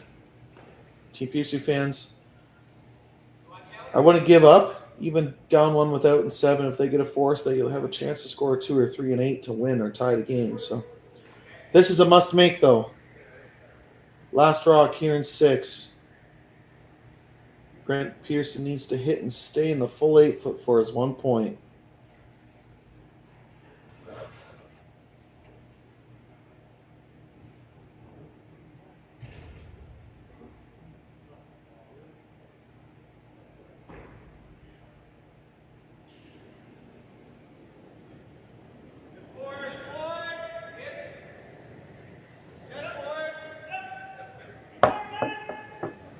On it, pretty much out of his hand. Cody Johnson just cleaning now. As Brent Pearson makes the hit for 1. Team Cooey takes a 3-2 lead, and we'll have a hammer going in the 7th when we come back.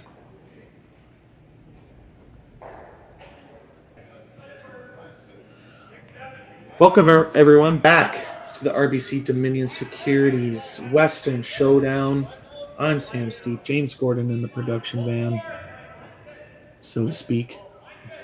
Probably on a laptop in his living room. I am on my desktop in my room. That's the beauty of technology and the beauty of Curling Stadium. We can commentate anywhere in the world. Please like, comment, subscribe. Ask me any questions in the chat. Curling Zone and Curling Stadium putting on an awesome show here this week. Already have an event in Alberta in the new year lined up to do the exact same thing.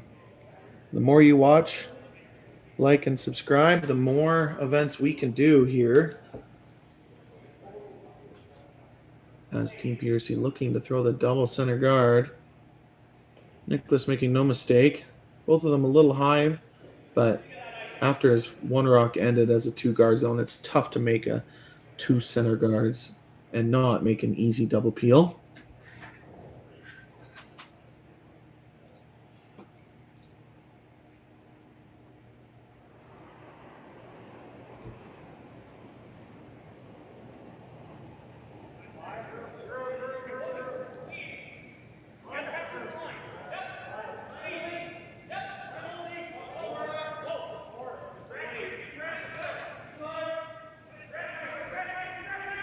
No secret that Team Pierce needs to either steal or force take 2 or 3. That's why they threw the double centers. Big sweep by Team Cooey just to get that rock in the rings for Kark.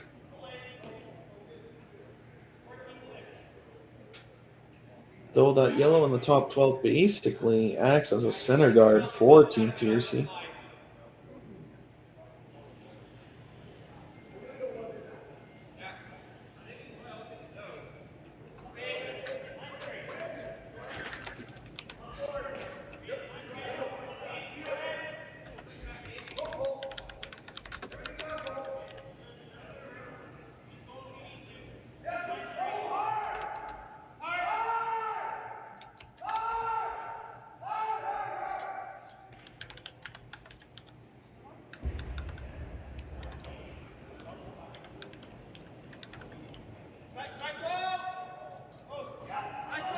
Chance to make this freeze tap. Try to shrink that scoring area down. Move that yellow out of a good spot that it's in right now. Wow, what a great line call. They got as close as they could to that center guard. Taps it probably farther than they wanted. They probably would have liked that yellow stop in the back 8, back 4 foot. But currently shot rock buried. Mission accomplished for Cody Johnson.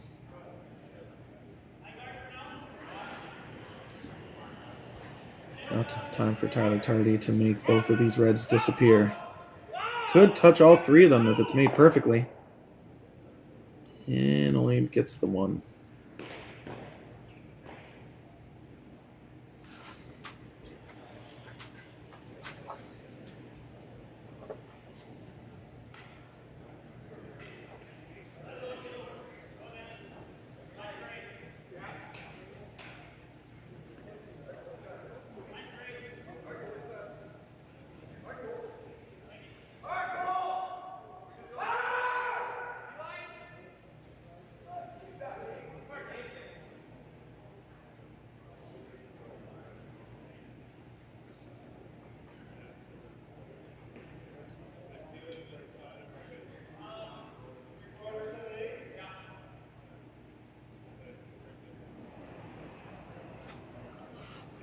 Starting to look like a nice opportunity for Team Pierce to draw the top 4 foot here.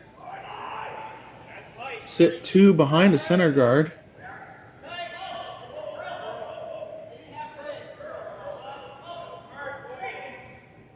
Sweeper's calling that it is not close for the draw. Looking for it to curl as much as possible to at least be usable. And that kind of ends in a pretty bad spot. If Tyler Tardy can cross the face, all 3 reds are going to go here, unfortunately for Cody Johnston.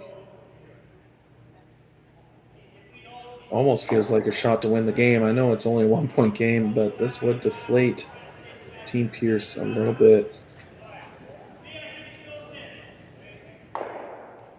But Tyler misses it. Pretty two uncharacteristic misses by Tyler. Only getting the single peel. Those doubles were definitely makeable for a player of his caliber. A little surprising by Team Piercy not throwing the center guard. I guess they don't want to set up the same shot.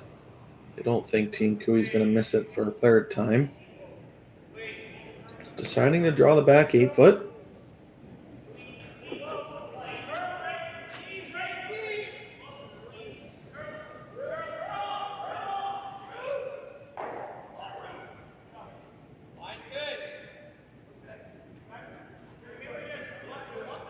Sweepers don't want to touch this for weight.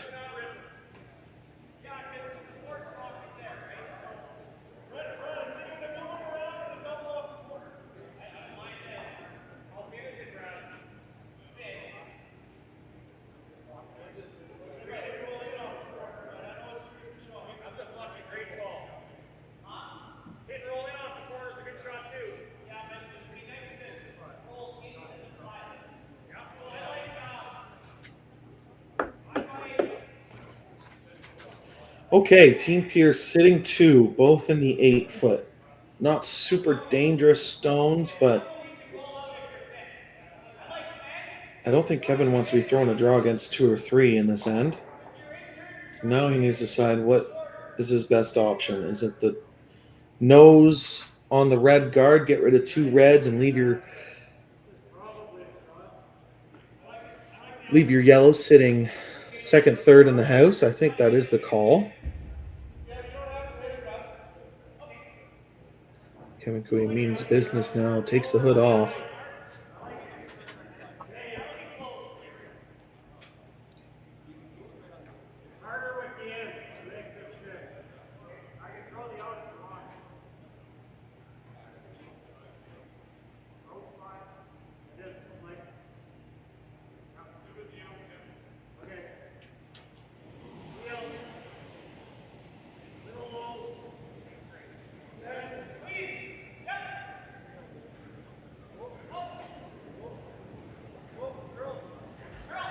Big double here for Aaron Slaczynski. Just off nose, going to get rid of 2 reds, and yellow will be sitting second, third. Match over curls on Aaron a little bit. Leaves the 2 guards staggered, and Brent Pierce is shot rock in the back 8 foot. Doesn't really change the end that much, other than advancing the yellow into sitting second shot, second, third.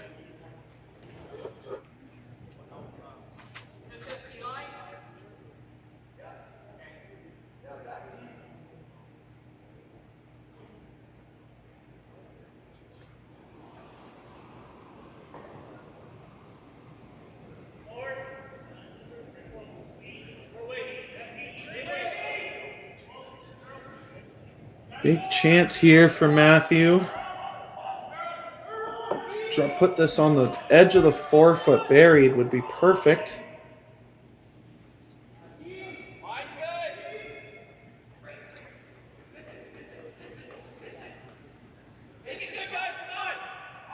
Big sweep here by the 2 young guns on the team, trying to get this to the edge of the 4, and they do. That's pretty much perfect. Now Team Pierce sitting 1-2. In our other game, Brad Jacobs blanks the 6th, takes a 3-3 game into the 7th with hammer over Matt Dunstone.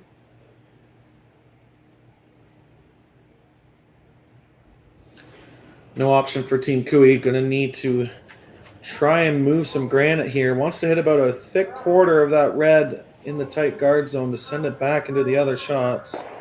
It's close. No mistake. That is the not so fun part about playing against a team that just doesn't miss hits that much. You look like you're in a good spot, and all of a sudden they just get rid of 3 stones. Aaron Slaczynski making a great shot. Team Kevin Cooey sitting shot stone and third shot. They need to be careful not to leave an easy double. If you nose it, Kevin will have an opportunity to hit a just off nose double to sit 2. Giving up 2 might be, doesn't mean game over, but makes your job a lot harder going into the 8th if you're Team Pierce. So you're going to want to hit and roll basically right in front of the red that is in the back 8 foot.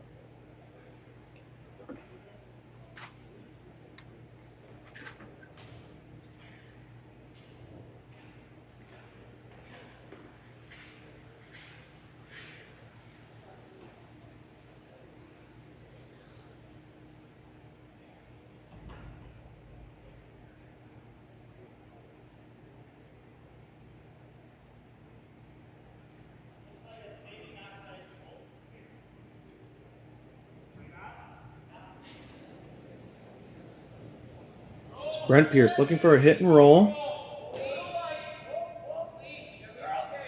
to sit 2.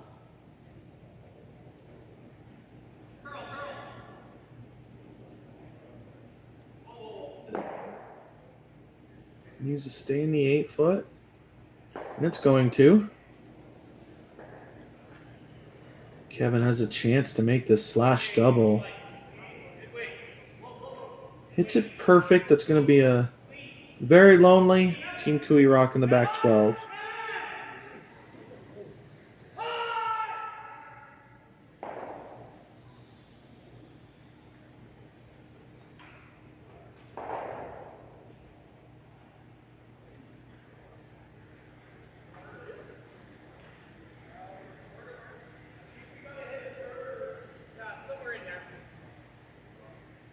If this is made, you're basically securing a blank end, unless Brent Pierce can make a perfect freeze on the yellow in the back 12 foot.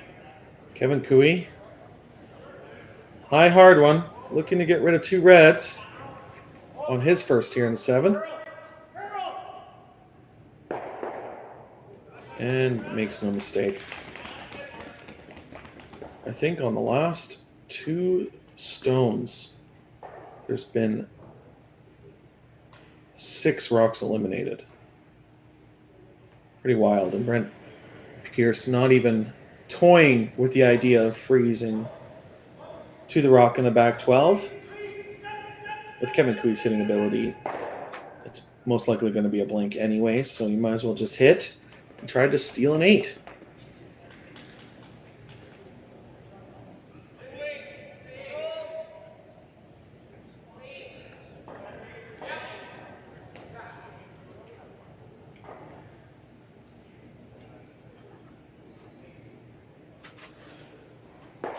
And no mistake by Brent Pierce.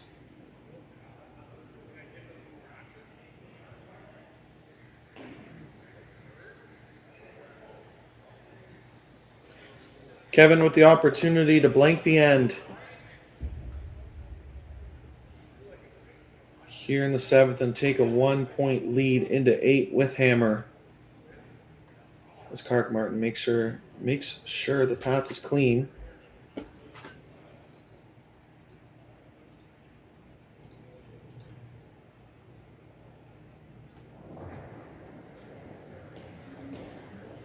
Last rock here in the 7th. Looking to make that lonely red disappear. Doesn't look panicked, and it does. There'll be a blank end. Team Cooey up 3-2 with hammer going into the 8th when we come back. Welcome back here to the RBC Dominion Securities Western Showdown. I'm Sam Steep, James Gordon, and the production van. Here in the 8th end, Team Cooey up 3-2 with hammer over Team Pierce. Sweeper's heads down right out of his hand, out of Nicholas's hand. Needs this to be over the hog line. And great sweeping effort by Cody Johnston and Matthew Boulding. As most of you may know, there's a no-tick rule if the rock is on the center line, where that rock currently is. So Team Cooey only has 2 options: throw it through or put this rock in the top 4 foot. Asking Kark to put in the top four, or asking Kark to throw through. There you go.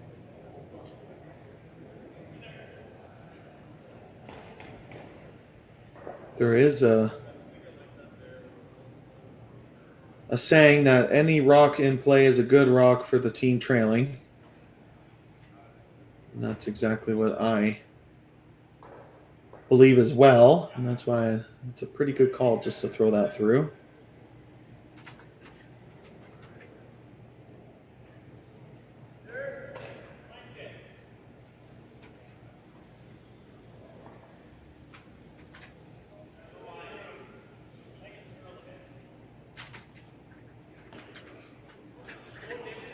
And now, to no surprise, asking Cody to throw the tight center guard. I do see that stone was eliminated, so it looked like over the commercial break, Nicholas threw his first stone into the rings, or hogged it, one of the two, and Team Kui eliminated it. Needs to get this by that center guard, and it's not going to. And if you count the rocks in play, there's been 5 thrown stones, so Team Kui and Tyler Tardy basically a double peel to win the game if this is made.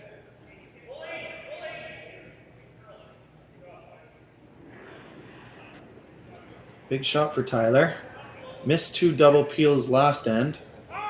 Looking for some redemption.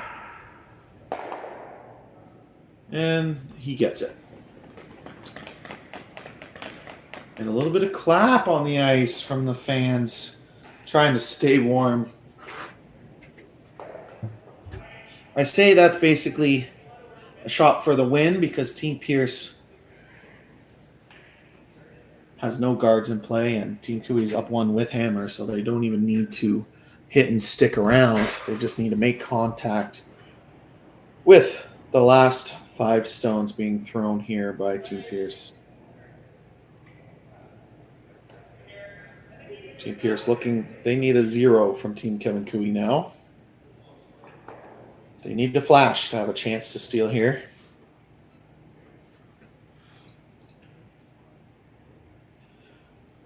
Update you of our other semifinal. Team Jacobs takes 2, goes up 5-3 over Team Dunstone. Team Dunstone has hammer in 8. Obviously, you can catch that live stream on Curling Zone. We're streaming both games with commentary. And Tyler makes no mistake and makes that center peel. And this is where sometimes you might want to, I know you're wishing at this point, but you can move that guard anywhere else. It doesn't have to be on the center line. You could put it on the 4-foot lines. You can put it in as a corner guard. Just move it around. Give optically makes the other team throw different handles, different paths. Might get a miss.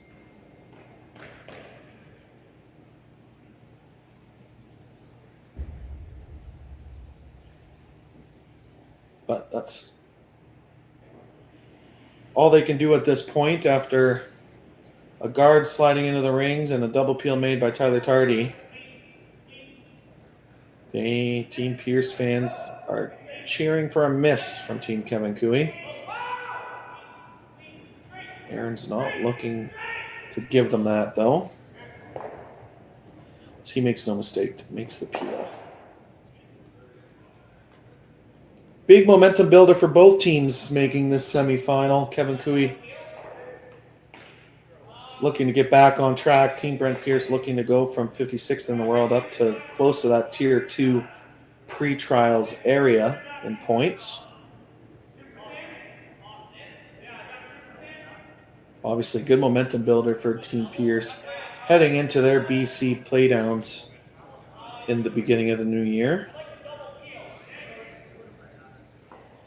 Obviously not counting them out yet, but they do need a miss. Or at least 1 miss from Team Kui. Needs 2 misses to get the steal. As that rock just gets over the hog line. They're really making those young guys sweep.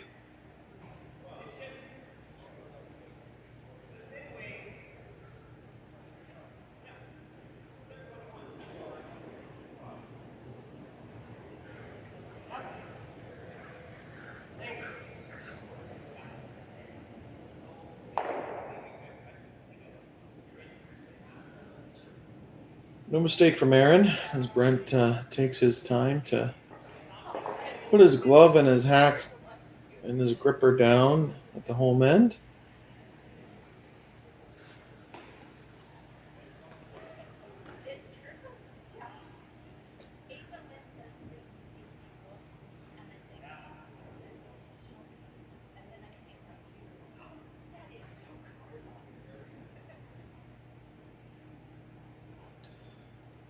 We do have our men's final right after this game, obviously, at 4 p.m. local time, 5 East.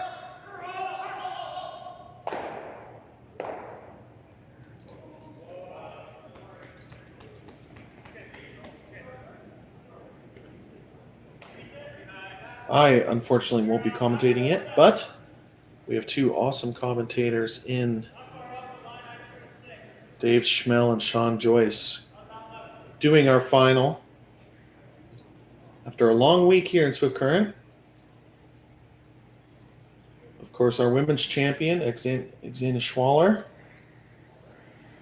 Women's final was last night. They started on the Thursday. The men started on the Friday. If you ever want to rewatch any shots, Curling Zone has a 24/7 curling coverage live stream running. You can go back and learn what the best teams in the world do, strategy-wise, sweeping-wise, how they throw the rock. You can learn a lot just by watching. So don't forget to like, comment, subscribe. Lets us cover more and more events on YouTube. As Kevin Cooey looking to make this single peel, and that will secure him to have an open hit for the win. Brent Pierce not even staying at the home end, getting Matthew to figure out where they want their last rock to be.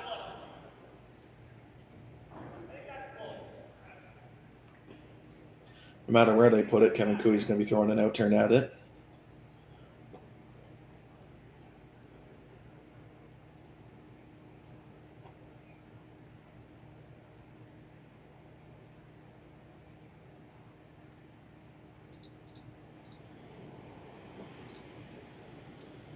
Brent Pierce's last rock in the 8th end needs a piece of the paint and then needs a slash. Needs a flash, not a slash, sorry.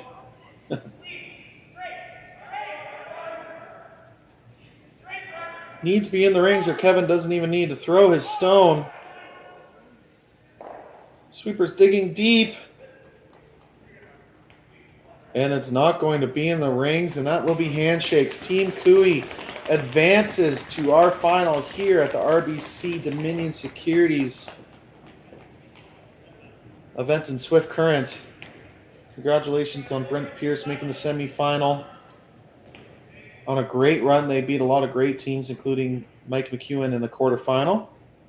Team Cooey will play the winner of Jacobs versus Dunstone. You can catch that live stream on our other channel. I've been Sam Steep, James Gordon in production. Thanks for joining us, and we'll see you at the final at 5 o'clock Eastern Time.